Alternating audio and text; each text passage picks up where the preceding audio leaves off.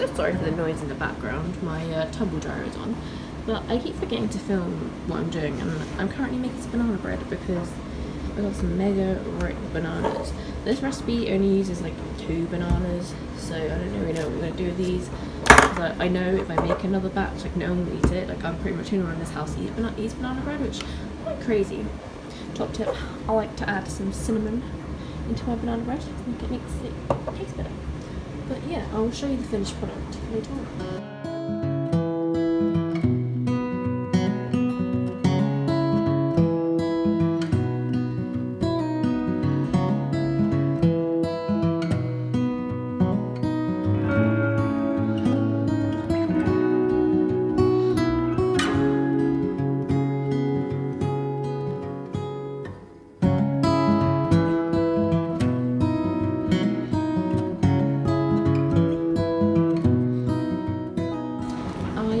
How to use another banana, I like sliced one in half and put it on top. It really annoyed me that this one broke, but it's fine. We're just home baking. It's not for Mary Berry. Side note: this recipe is a Mary Berry recipe because let's be honest, if you're British, it's just the law. You have to use Mary Berry. She's like the goddess of, you know, the queen of baking. That is just it.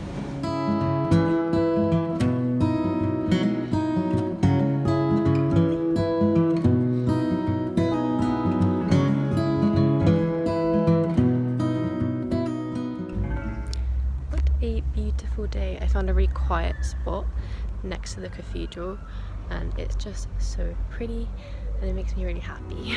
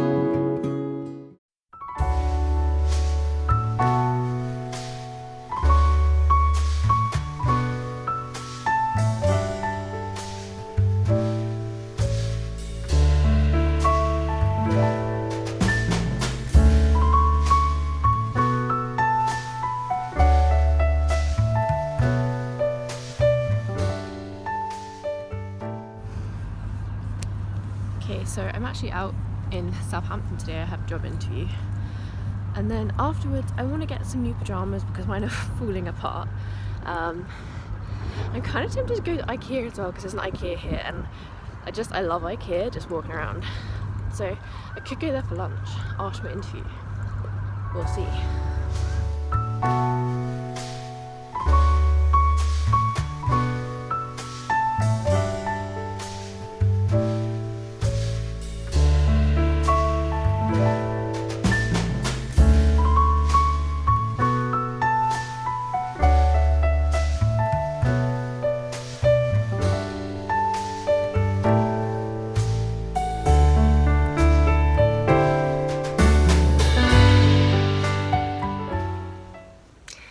Everyone, I thought I would round up this travel vlog type thing with some book chat again because this seems to be a little theme that I'm getting going with some of my videos and I'm quite enjoying it, to be honest. So I think last vlog I mentioned that I'd received Iron Flame and Emily Wilde's Mouth of the Other Lands and I have finished it.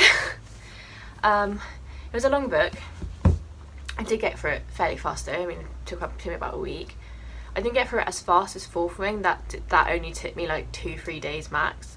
So I did find this one a bit more difficult to read.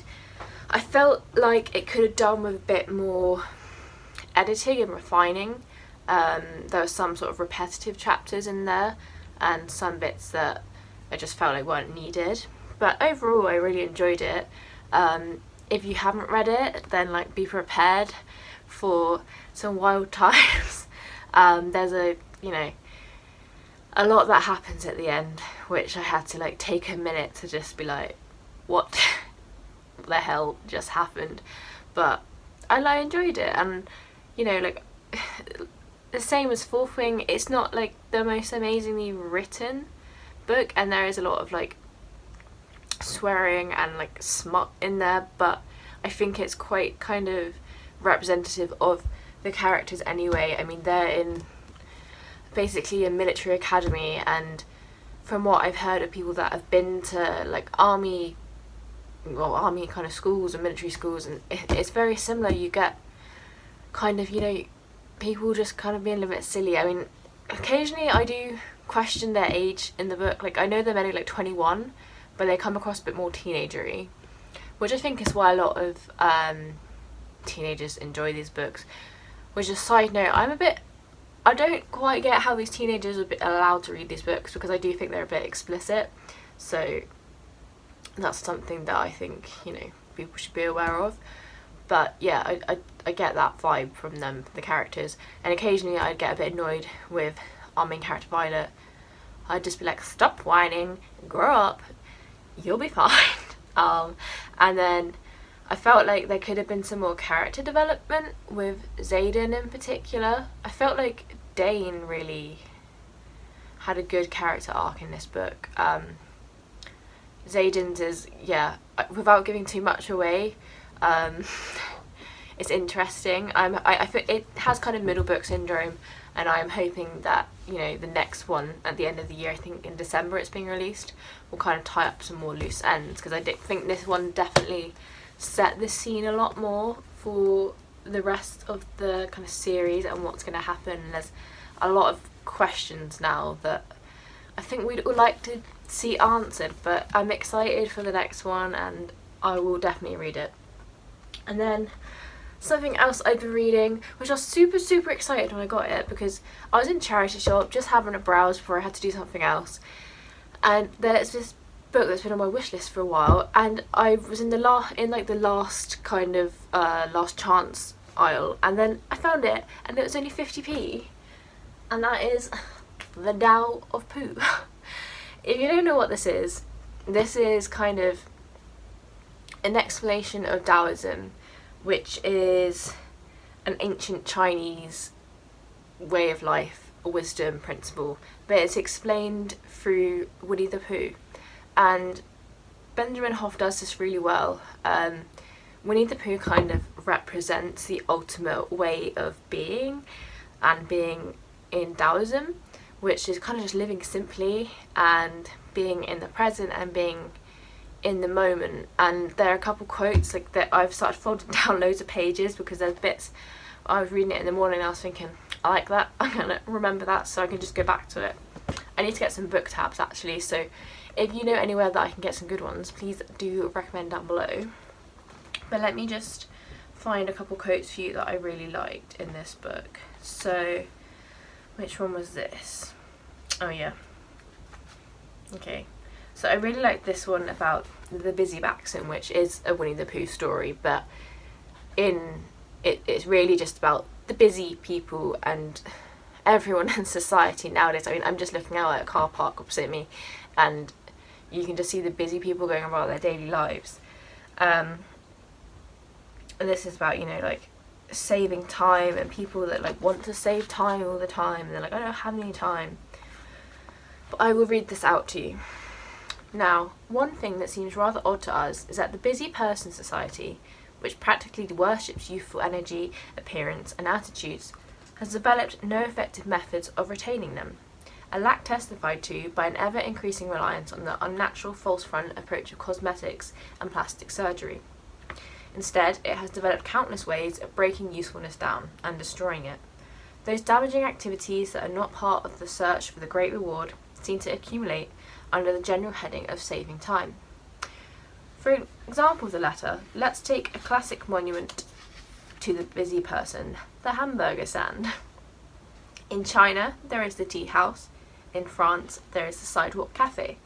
Practically every civilized country in the world has some sort of equivalent, a place where people can go to eat, relax, and talk things over without worrying. about what time it is and without having to leave as soon as the food is eaten. In China, for example, the tea house is a real social institution. Throughout the day, families, neighbours and friends drop in for tea and light food.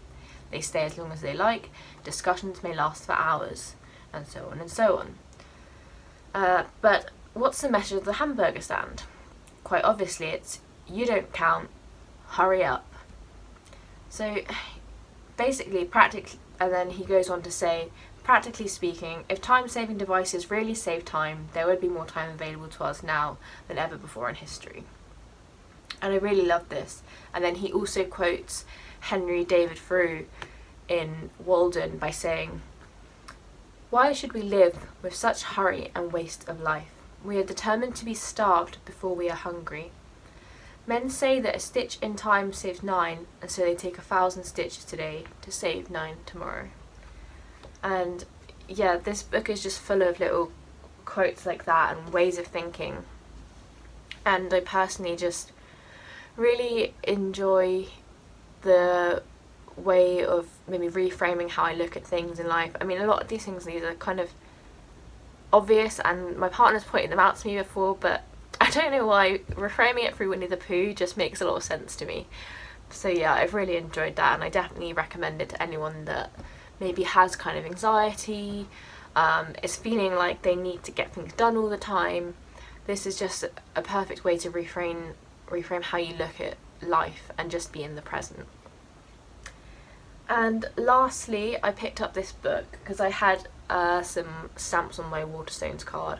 I got Half a Soul by Olivia Atwater, and if you don't know, I think it came out a while ago, this book. When was it published? 2020 it came out, so a couple years old now. And it's basically Bridgerton meets Howl's Moving Castle. I think there's like fairies in it, which most of my books have fairies. I'm just a fairy girl at heart. But yeah, I'm excited to read that one after I've finished Emily Wilde's Map of the Otherlands, and hopefully I'll have an update on that one in the next vlog. But yeah, as I said, thank you very much for watching today. Don't forget to like and subscribe if you would like to see more, and I'll post some more content next week for you. Bye guys!